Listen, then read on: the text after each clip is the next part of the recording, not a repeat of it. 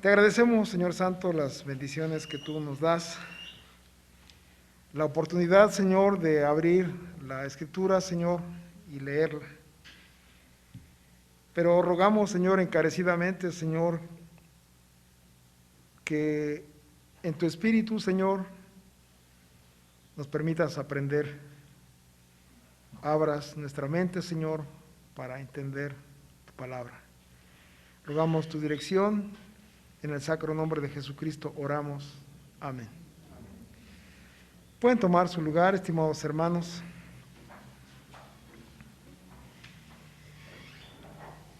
Hemos leído una porción muy recurrida por los que de alguna manera se dedican a predicar la palabra. Y son textos que nosotros hemos conocido desde mucho tiempo, casi desde niños, los que la gran mayoría hemos sido formados en la iglesia desde pequeños. Y a veces son textos que ya son muy trabajados, por así decirlo, pero que en una enésima ocasión vamos a expresar nuestro trabajo sobre los mismos.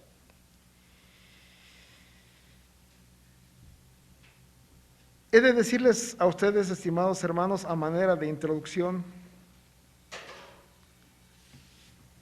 todos nosotros, hermanos, tenemos un credo.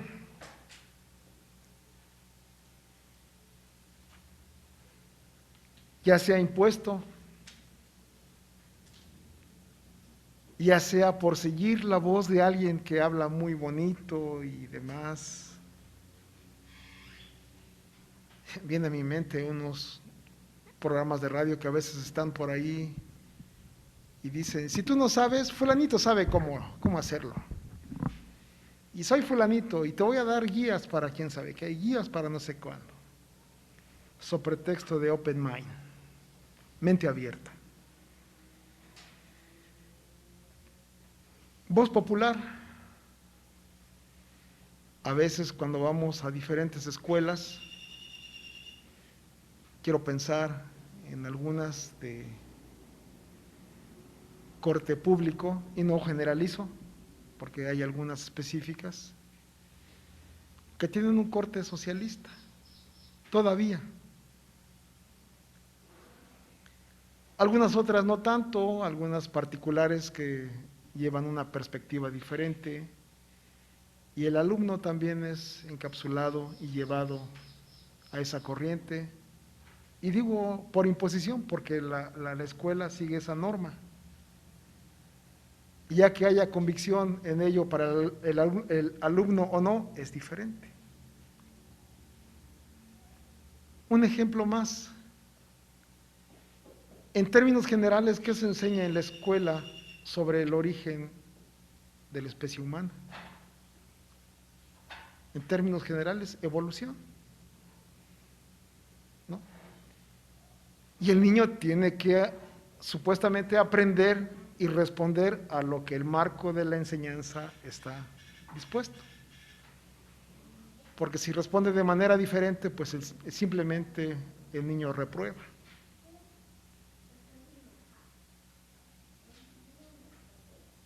Algunos tienen lo que han denominado la escuela de la vida. Cuando no hay una instrucción específica, entonces dicen, pues yo tengo la escuela de la vida. Y la vida me ha enseñado así, me ha enseñado asado, y yo soy así. En el caso, estimados hermanos, de la fe,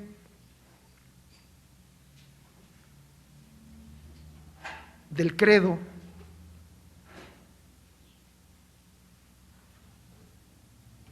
es importante la definición que tenemos como iglesia cada uno de nosotros.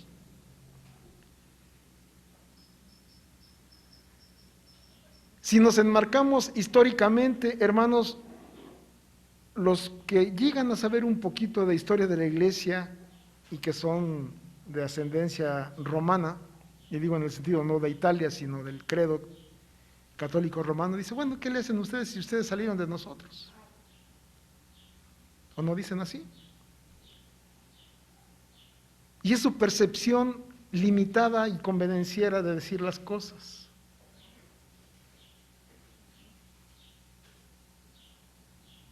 Porque en parte es cierto.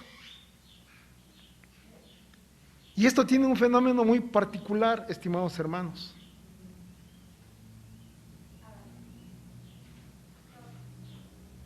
La iglesia en su origen está en la Escritura.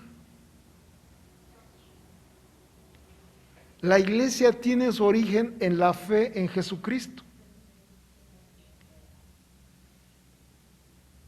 Y si ustedes se dan cuenta, perdón, estimados hermanos, ¿cómo empieza nuestro relato? Había un hombre de los fariseos que se llamaba Nicodemo.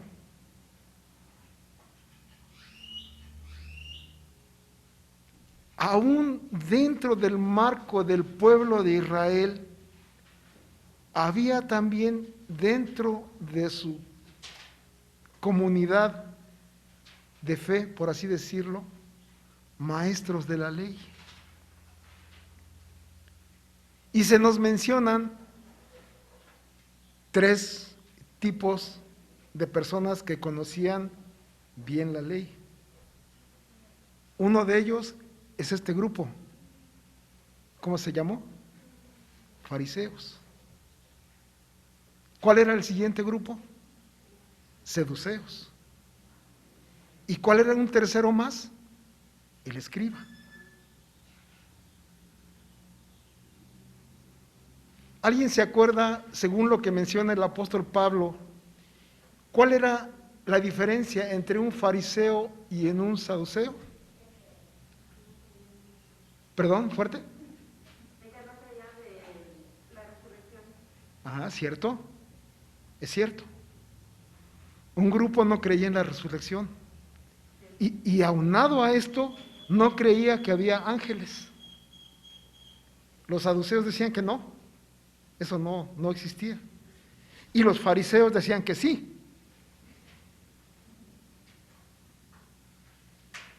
A pesar de estar todos dentro del marco del clero de Israel. ¿Qué decimos, estimados hermanos, de nuestro pueblo mexicano? No somos la excepción.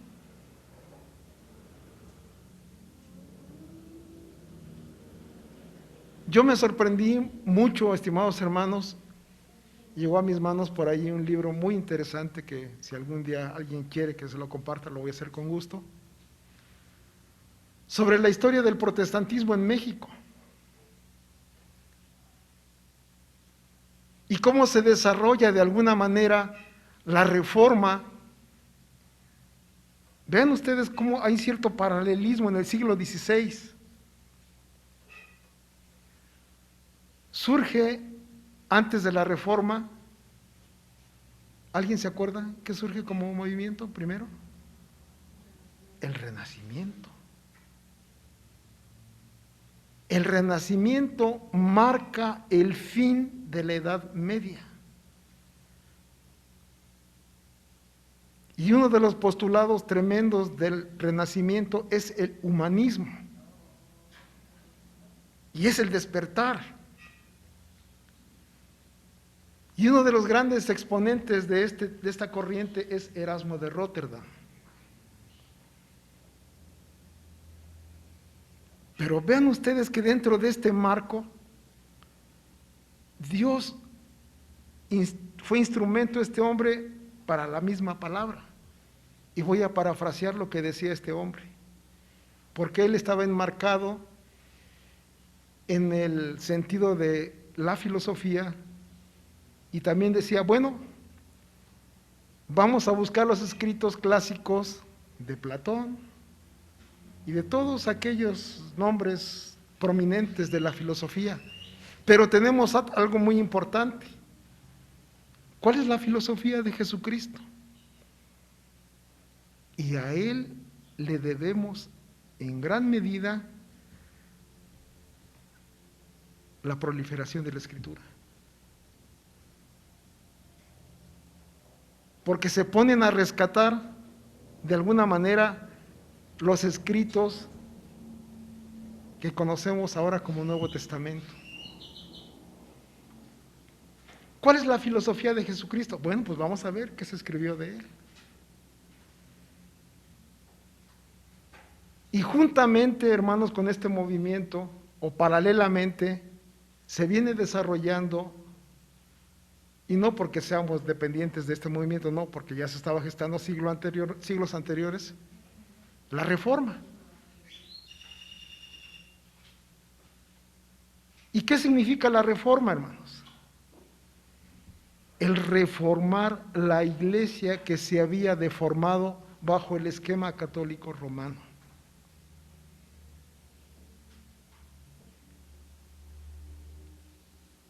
No olvidemos, estimados hermanos, que la iglesia romana era regente juntamente con los reyes.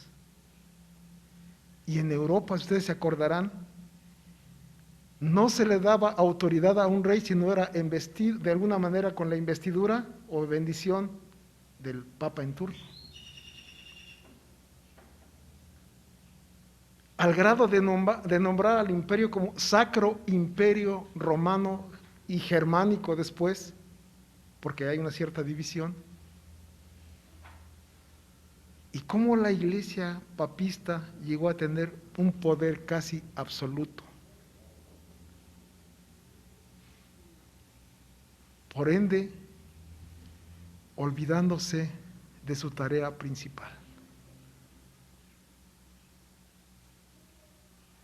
Y es en ese contexto, hermanos, que se da la Reforma en el siglo XVI. Permeaba en ese entonces una ignorancia tremenda. Siempre la iglesia papista fue una iglesia que subyugó de alguna manera inmisericordia a su grey, porque no le permitía en lo mínimo leer la Escritura.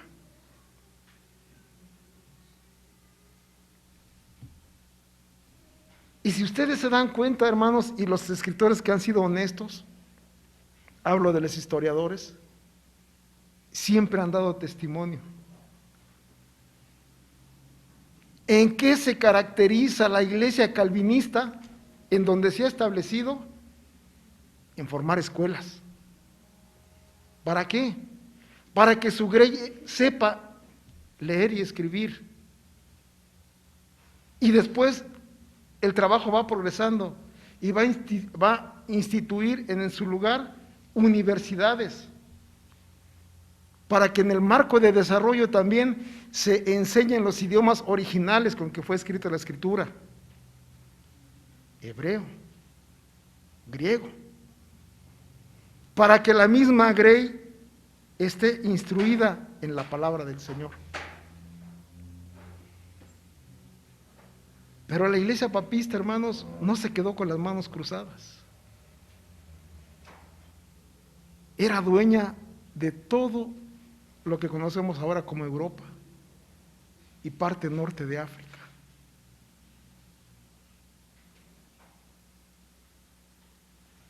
Cuando al llamado de Lutero empezaron de alguna manera a despertar, recordemos, hermanos, que cuando fue convocado Lutero, voy a parafrasear una de sus frases, y decía él: me piden que me retracte de lo que he escrito, pero todo lo que he escrito está basado en la Escritura. Yo los invito a ustedes ahora, habla de sus contrarios, que era la iglesia, la crema innata de la iglesia papista en su momento, demuéstrame con la Escritura que estoy equivocado y me retracto. No hubo tal. No hubo tal, estimados hermanos.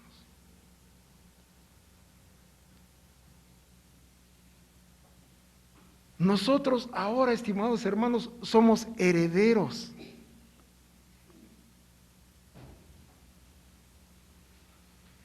¿Por qué?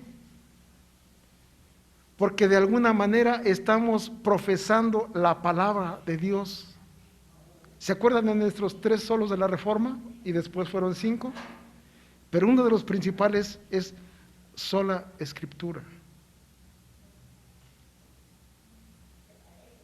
La norma que va a regir nuestra fe es la Escritura.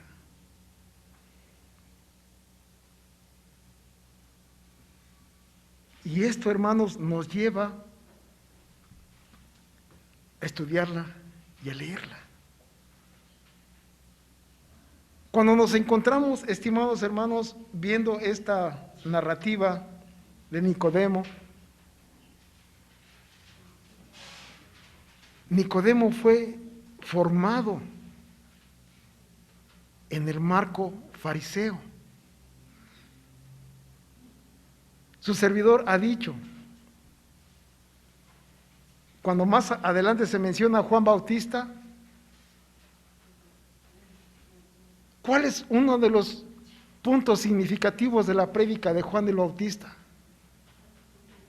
Arrepentíos, porque el reino de los cielos se ha acercado.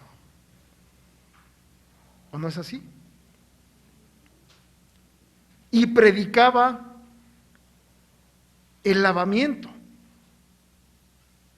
No porque los israelitas fueran desaseados, no. Tenían extremadamente ritos tremendos de purificación. Lean el Antiguo Testamento. Como el mismo Señor Jesús fue cuestionado por sus discípulos que no se lavaban las manos antes de comer. Pero el lavamiento va en un sentido más allá de lo que pudiéramos nosotros decir biológicamente hablando. Y tomando como referencia, hermanos, lo que dice aquí sobre Juan, vean ustedes cómo las personas tratan de poner en contraposición a Juan y al Señor Jesús. Mira, el que bautizaste ahora viene y te hace la competencia y está bautizando también. Así lo pensamos, no pudiéramos pensarlo nosotros.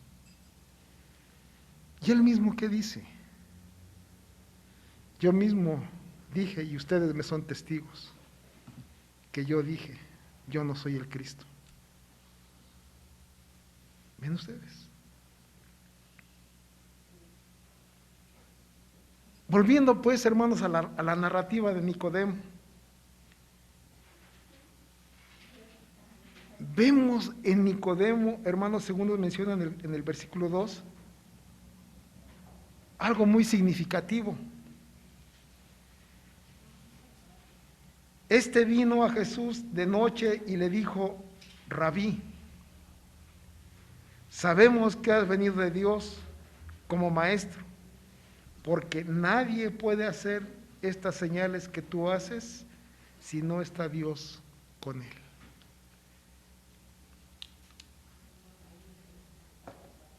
El reconocimiento, hermanos.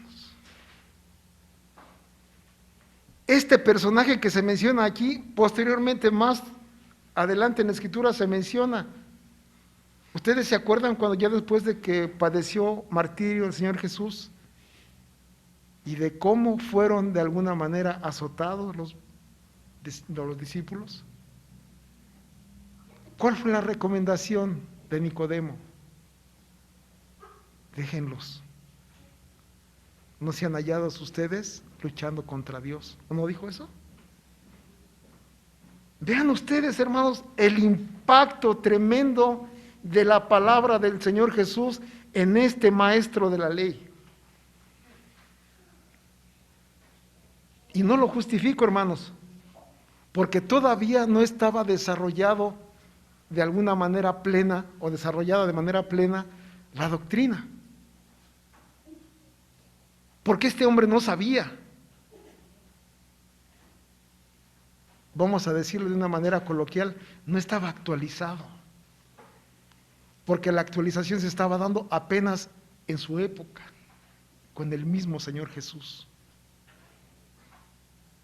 Él todavía estaba en lo antiguo y que era vigente en su momento. Porque las palabras de Jesús al decir, yo no vine a quitar la ley, vine a cumplirla. Tiene diferentes formas de interpretar, pero una de las más esencial es esta. Acuérdense ustedes cómo recalca el Evangelio. Jesús hizo esto o tal para que la Escritura se cumpliese. ¿O no dice eso? Inclusive en su crucifixión. Para que la Escritura se cumpliese, partieron o echaron suertes por no partir sus prendas.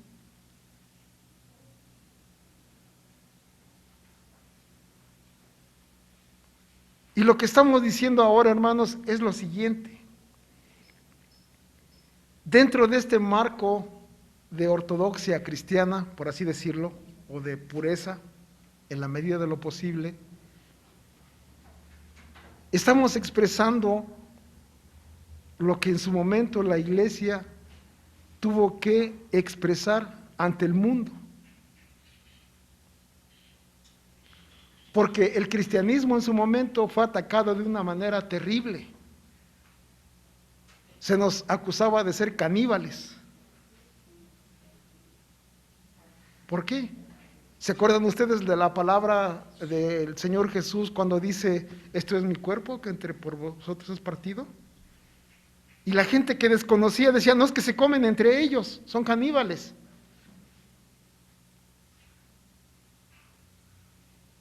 Y entonces la Iglesia se ve en la necesidad de expresar al mundo lo que cree.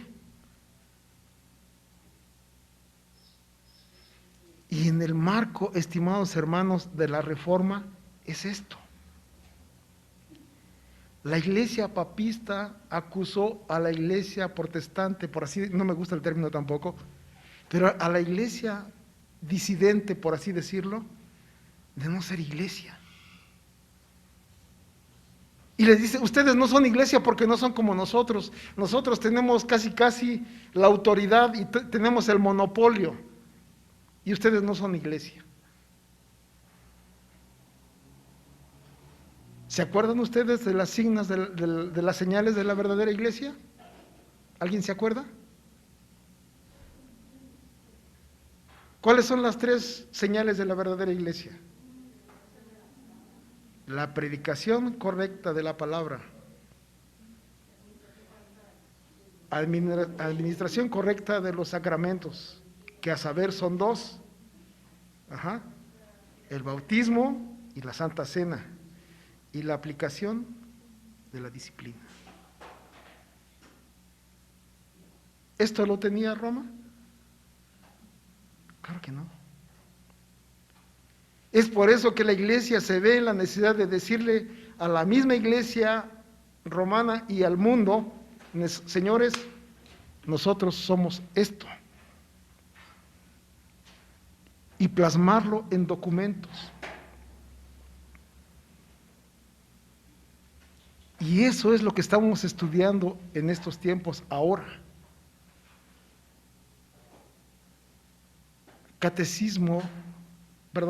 Cánones de Dort,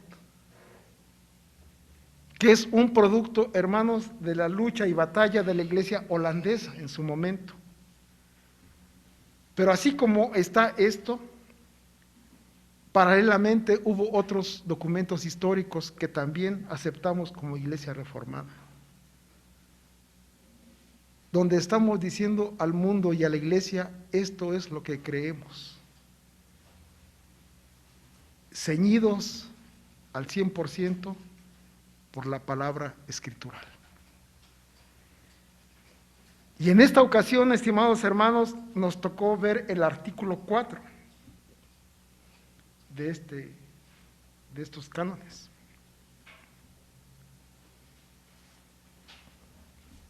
Y nosotros entonces vamos a expresar, o se expresa en el capítulo 4, que voy a leer: la ira de Dios está sobre aquellos que no creen este evangelio, pero los que lo aceptan y abrazan a Jesús, el Salvador, con fe viva y verdadera, son librados por él de la ira de Dios y de la perdición, y dotados de la vida eterna, según lo expresa en Juan 3:36 y Marcos 16:16. Pudiéramos decir, nosotros lo sabemos perfectamente, porque por la gracia de Dios hemos llegado a cierto nivel de conocimiento, y qué bueno. Pero podemos reforzar esto. ¿De qué manera?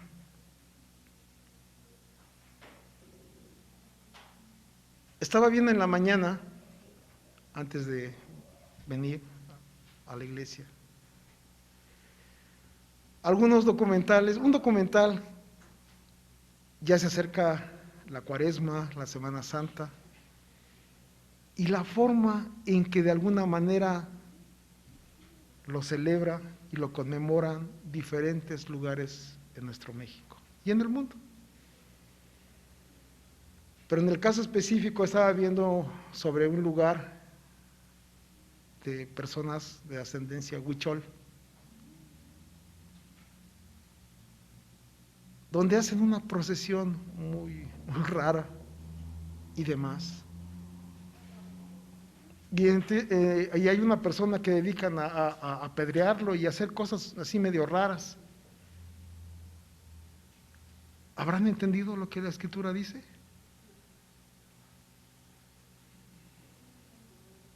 ¿Y quién se los hace ver? ¿O quién en la hipotética debería haberlo hecho en su momento? La iglesia, que tenía el monopolio en el país. ¿Y lo hizo? Claro que no. ¿Cuál era, hermanos, lo que han llamado y que se ha denominado la Gran Comisión? ¿Cuál es? Ir por todo el mundo, ¿y qué?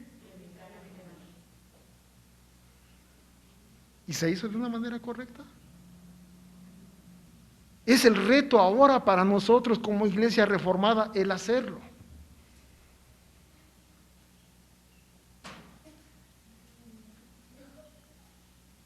Créanme, hermanos, yo no sabía también de la enorme injerencia que tuvo la iglesia, ellos denominan así, protestante en México, después en la Reforma. Y yo no sabía de grandes líderes que de su nombre me suenan y fueron cristianos. Y que por ende el Estado no les da mucho auge ni publicidad en sus posturas de fe. Pero fueron personajes que contribuyeron, hermanos, a liberar las cadenas de ignorancia en México. Y habla en cuestión de fe también. ¿Se acuerdan que su servidor siempre ha recalcado dentro del testimonio del calvinismo es que escuelas? Y dicen los que de alguna manera nos conocen y de manera despectiva, ponen escuelas para enseñar a su grey a leer para que lean su Biblia. ¿Es mentira? No, es cierto. Pero también se añade, han instituido universidades donde les enseñan a leer la misma Biblia en sus idiomas originales. Y este es el reto tremendo que tenemos nosotros sobre nuestros hombros ahora,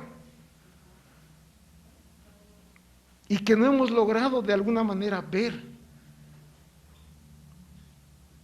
La instrucción, vuelvo a la Gran Comisión, no solo es predicar instruirlos en todas estas cosas que os he dicho.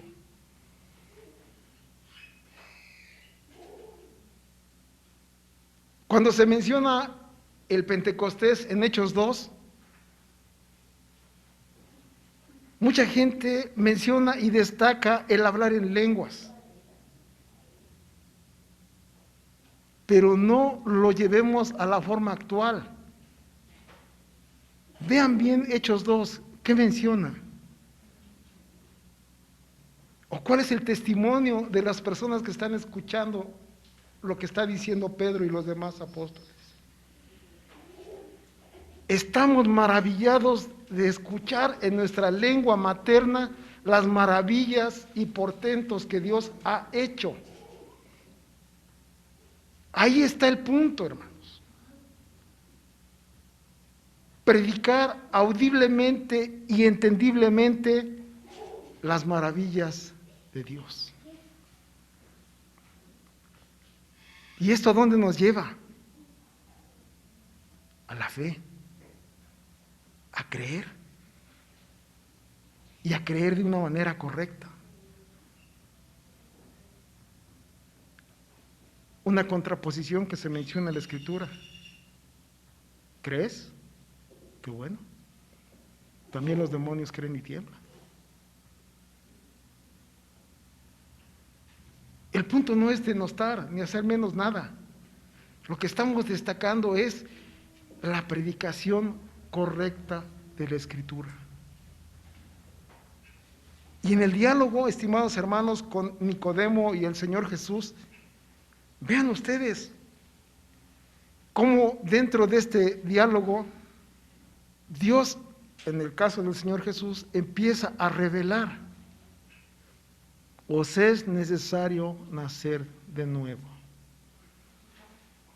¿Cómo lo conocemos ahora en el argot del pueblo evangélico? Cuando piden una recomendación, pues una condicionante es que el Señor o la persona haya dado muestras de haber nacido, ¿qué? De nuevo. ¿No menciona así? De ser regenerado o de ser cristiano, dijéramos ahora. ¿Cómo se nace de nuevo? En palabras de San Pablo, desechando el viejo hombre. ¿O no dice eso? ¿Y cómo dice San Pablo más específicamente? Transformaos en la renovación de nuestra, ¿qué? Mente. ¿A través de qué? De la Escritura. Y este es, hermanos, el testimonio que como iglesia reformada se está dando al pueblo. La predicación correcta de la Escritura. Hemos escuchado lamentablemente, hermanos, de verdad, lamentablemente dentro de nuestras filas, diciendo: esto ya es obsoleto, esto tiene 500 años, somos una sociedad contemporánea, que esto ya no está en la actualidad. ¿Cómo se dice en el argot computacional? Ya no es compatible. ¿Qué dice la Escritura? Dios es el mismo hoy, ayer y por los siglos. Entonces, esta palabra es actual. Cielo y tierra, ¿qué dice? Pasarán, ¿y qué más? Simple. Y vean ustedes, estimados hermanos, dentro del diálogo con estas dos personas que menciona la Escritura, en el caso del Señor Jesús y Nicodemo, os es necesario nacer de nuevo. Y el hombre luego le engloba en su mente lo que le viene a la mente primero. ¿Cómo puede un hombre viejo nacer de nuevo? ¿Puede entrar otra vez en el vientre de su madre y nacer? Y la palabra tan sencilla pero tan sabia del Señor: lo que es nacido de la carne, carne es. Y lo que es nacido del Espíritu, Espíritu es. Qué palabras tan contundentes. y con aparente simplicidad. No te maravilles, sigue diciendo. Y lo que quiero destacar, hermanos, es lo que dice el Señor Jesús en el versículo 11. Y es punto medular de lo que voy a decir. De cierto te digo que lo que sabemos, hablamos, y lo que hemos visto, testificamos, y no recibís nuestro testimonio. Ahora, vayamos más adelante. Versículo 31. El que de arriba viene es sobre todos, y el que es de la tierra es terrenal, y cosas terrenales habla. El que viene del cielo es sobre todos. Lo que oyó, esto testifica, y nadie recibe su testimonio. El que recibe su testimonio, este atestigua que Dios es veraz. Ahí radica, estimados hermanos, el punto medular. El creer. De una manera reiterada, como el Señor Jesús en sus diferentes relatos que menciona, dice, las cosas de mi Padre es lo que estoy dando a conocer. Y en palabras resumidas, Él mismo está diciendo, las palabras que Él oyó y vio, es lo que está dando testimonio. Y aquí viene, hermanos, la falta del hombre, en el no creer. Porque en el no creer hace a Dios ¿qué? Mentiroso. Ahí está el punto. No creo. Entonces Dios es mentiroso. Ese es el punto medular, estimados hermanos. Ahí está el todo del hombre. El creer. Por eso, dentro del marco del desarrollo en el estudio de la personalidad del Señor Jesús, ¿qué decimos? Tiene 3 oficios. ¿Cuáles son? Primero, profeta, sacerdote y rey. Y esos 3 aspectos tienen su porqué en la Escritura. Profeta, ¿por qué? Porque estamos viendo lo que está testificando. Él mismo lo que oyó y vio, está dando testimonio ¿a quién? A la humanidad. Y él mismo está diciendo, y no me creyeron. Pero también da la contraposición de decir, el que me cree está dando testimonio de que estoy diciendo la verdad. ¿Ven ustedes la diferencia? Entonces el profeta no es el adivino, el profeta es el que está declarando la voluntad de Dios a los demás. Esa es la labor esencial del profeta, el declarar la voluntad de Dios. Y Jesús mismo está haciendo esto mismo en este pasaje, declarando la voluntad de Dios. Lo que su oído oyó y vio, está declarando a los hombres. Sacerdote. Hemos dicho, vamos a dar un repaso. Vean ustedes, hermanos, en el libro de Hebreos, se da una explicación magistral del oficio del sacerdocio del Señor Jesucristo. Es el puente. ¿Por qué? Porque si ustedes se dan cuenta, en Génesis el hombre tenía acceso libre a Dios. Y cuando él quebranta el mandamiento, ¿qué hace? Se esconde. Y hay una ruptura tremenda de esa relación. Entonces ahora es necesario que haga ¿qué? Un mediador. Y vean ustedes, en el Antiguo Testamento había dos tipos de mediadores. El profeta era el mediador entre Dios y el hombre, porque Dios a través del profeta declaraba su voluntad a Dios. Y el sacerdote era el punto de encuentro entre el hombre y Dios, porque había la reconciliación.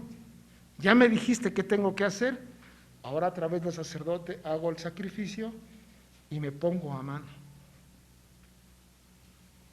Estos dos oficios los tiene el Señor Jesucristo: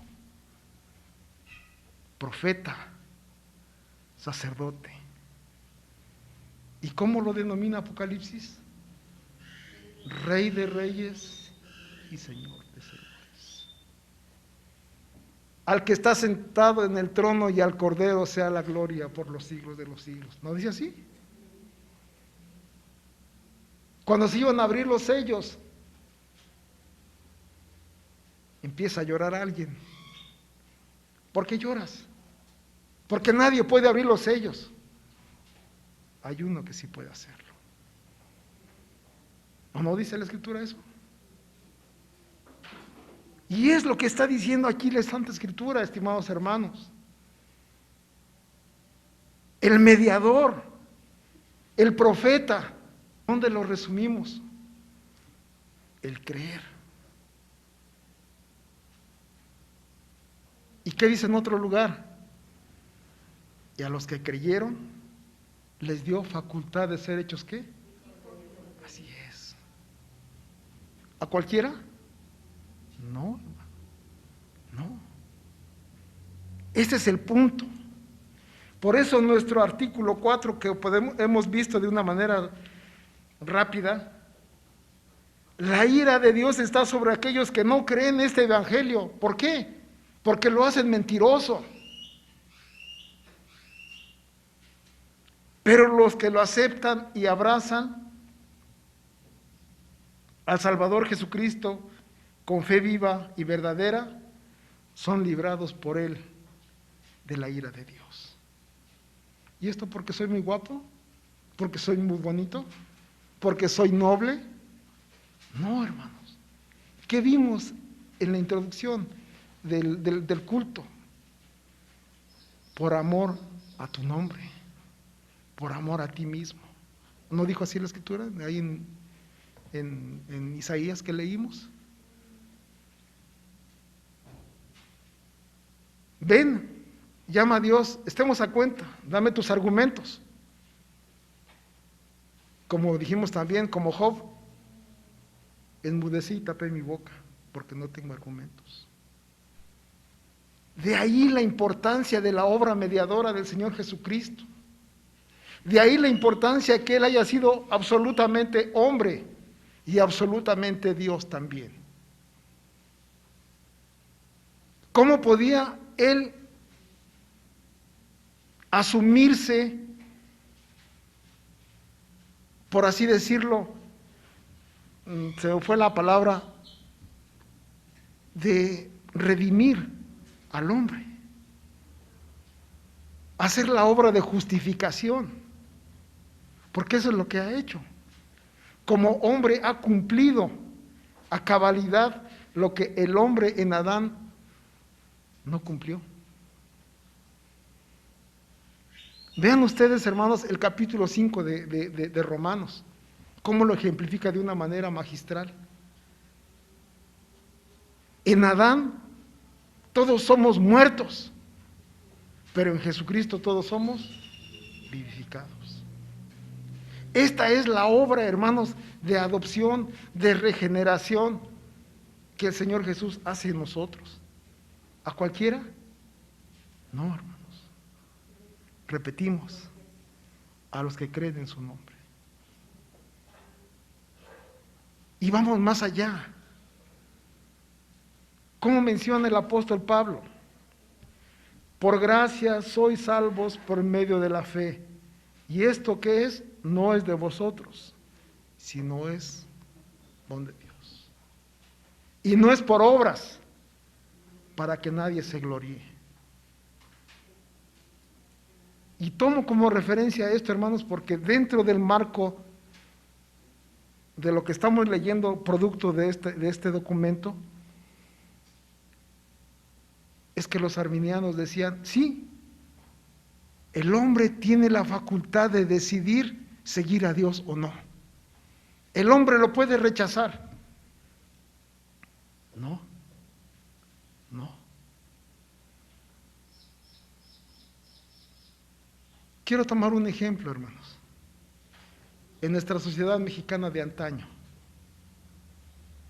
no sé si a la hermana Silvia le tocó un poco, a mí me tocó muy poquito, pero a los de nuestra generación más anteriores, lo que el padre decía, se hacía y no se preguntaba. Y por testimonio de mi madre, cuando ella decía de su padre, 5 de la mañana, hablaba una vez, fulano, perengano, levántese. Y se hacía. Si eso un padre con autoridad terrenal lo hace, imagínense nuestro Padre Dios. ¿Quién podrá resistirse? Nadie. Nadie en lo más mínimo. Y es lo que está de alguna manera destacando este documento. Todo aquel que es rebelde a la palabra de Dios está bajo la ira de Dios. Es a veces, hermanos, muy tremendo.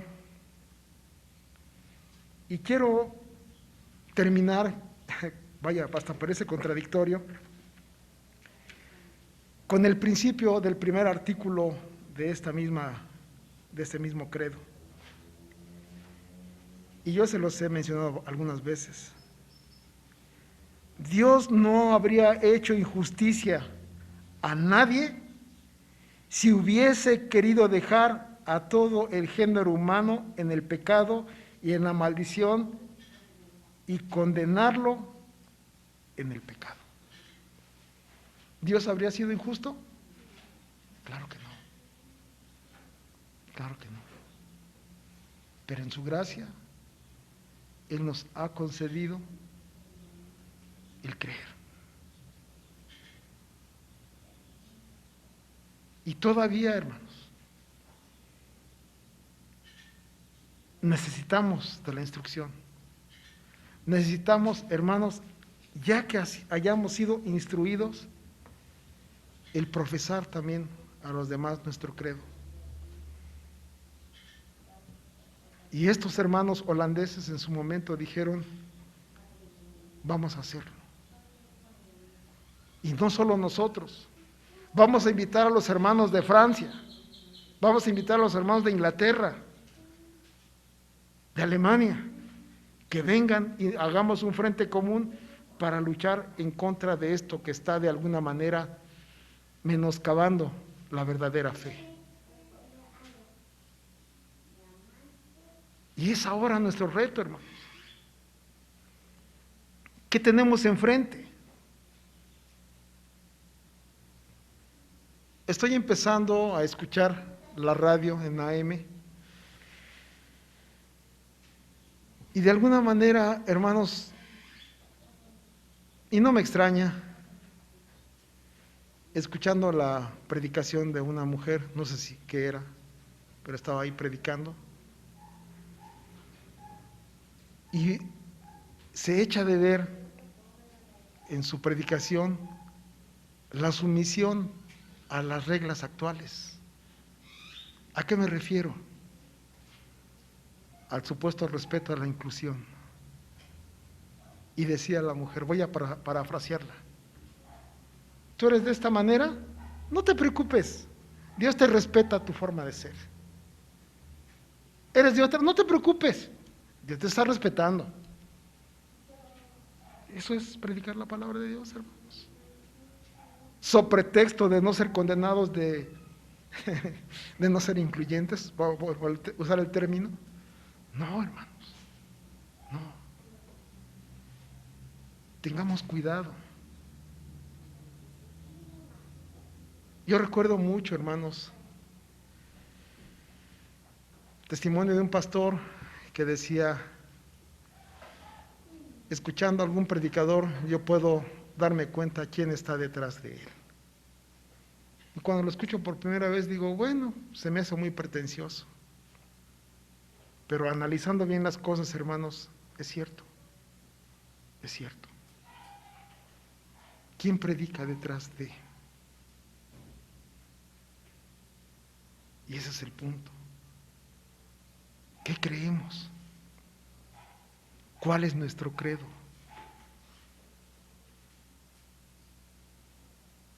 Quiere el Señor, hermanos, que en su gracia el credo sea el que está aquí en la Escritura.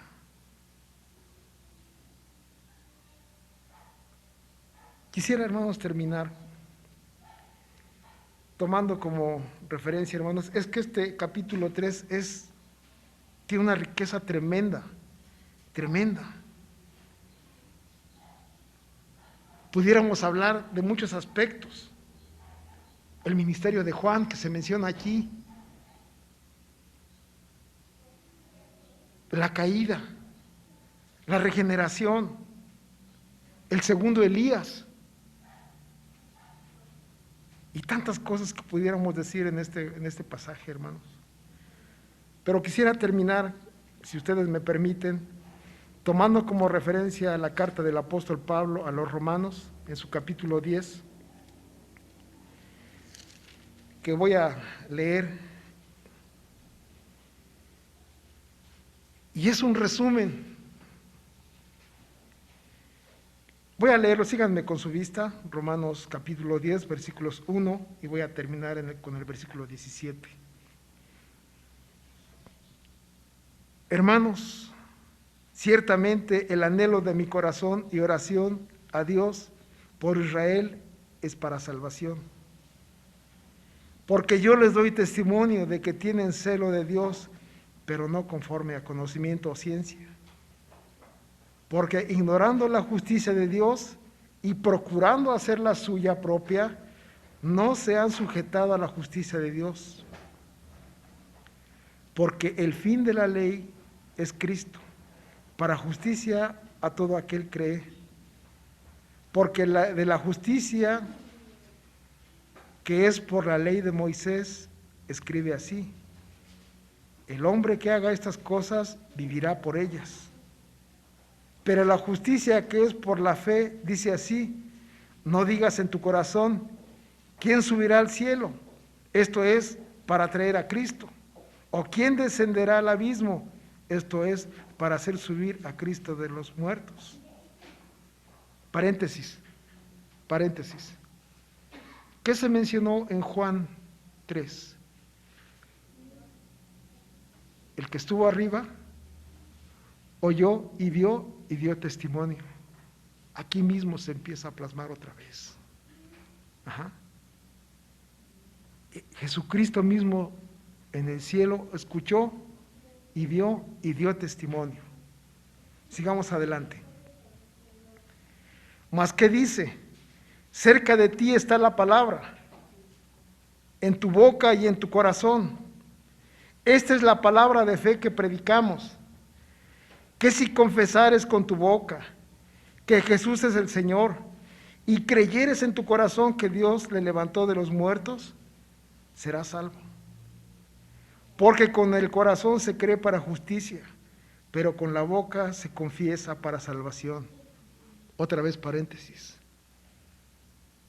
Con la boca se confiesa, la predicación correcta de la palabra, primer distintiva de la iglesia verdadera. Pues la Escritura dice, otra vez, sola Escritura, ¿no dijimos? Porque la Escritura dice, todo aquel que creyere no será avergonzado, porque no hay diferencia, aquí viene lo que hemos destacado, entre judío y griego, pues él mismo, que es Señor de todos, es rico para con todos los que le invocan. Otra vez paréntesis. ¿Qué dijimos, hermanos? Cuando el Señor Jesús estaba hablando con Nicodemo, aún no estaba revelado todavía toda la plenitud de lo que es el Evangelio. Hasta ahora con Pablo. Ajá. Y sigue diciendo, versículo 13. Porque todo aquel que invocare el nombre del Señor será salvo. Y viene lo esencial que también quiero destacar. ¿Cómo pues invocarán a aquel en el cual no han creído? ¿Y cómo creerán en aquel de quien no han oído? ¿Y cómo oirán sin haber quien les predique? ¿Y cómo predicarán si no fueren enviados? Como está escrito, cuán hermosos son los pies de los que anuncian la paz, de los que anuncian buenas nuevas. Mas no todos obedecieron al Evangelio, pues Isaías dice, ¿quién ha creído nuestro anuncio? Paréntesis, ¿no mismo dijo el Señor esto en el capítulo 3 que leímos? ¿No lo dijo así? Tomando como referencia a Isaías. Yo he dado testimonio y no lo han recibido. Quiero terminar con esto. Así que la fe es por el oír y oír por la palabra de Dios. Este es el punto. ¿Qué dijimos que menciona en Hechos 2? ¿Destacamos las lenguas? No. Destacamos el testimonio de los que están escuchando en su lengua nativa. Y el asombro. Escuchamos en nuestra lengua materna las maravillas de Dios. Y es lo que está destacando. La predicación del Evangelio. Y las maravillas y portentos que Dios ha hecho y sigue haciendo. Esto es lo que estamos nosotros conminados a predicar. Y esto es lo que la iglesia en su momento históricamente ha hecho. Decirle al mundo lo que cree, sustentado al 100% en la Escritura. Y volvemos otra vez. En este pequeño cúmulo de información que pudiéramos todavía desarrollarlo mucho más, la ira de Dios está sobre aquellos que no creen en este Evangelio, pero los que lo aceptan y abrazan a Jesús como el Salvador con fe viva y verdadera, son librados por Él de la ira de Dios y de la perdición y dotados de la vida eterna. Esta es la prédica, dijera San Pablo, que predicamos. Y esto es, en resumen, hermanos, lo que la iglesia predica. Y está conminada a hacer hasta que el Señor regrese. Les invito a estar en pie. Te agradecemos, Señor Santo, las bendiciones que tú nos das. Gracias porque has sido bueno con nosotros hasta ahora, Señor. Rogamos que nos permitas seguir adelante. Rogamos, Señor, por esta tu amada iglesia Betel, Señor, que tú la has sustentado hasta el día de hoy. Y rogamos en tu gracia, Señor, nos preserves a cada uno de los que de alguna manera nos has permitido formar parte de esta comunidad de fe. En Cristo Jesús agradecemos tus bondades. Amén.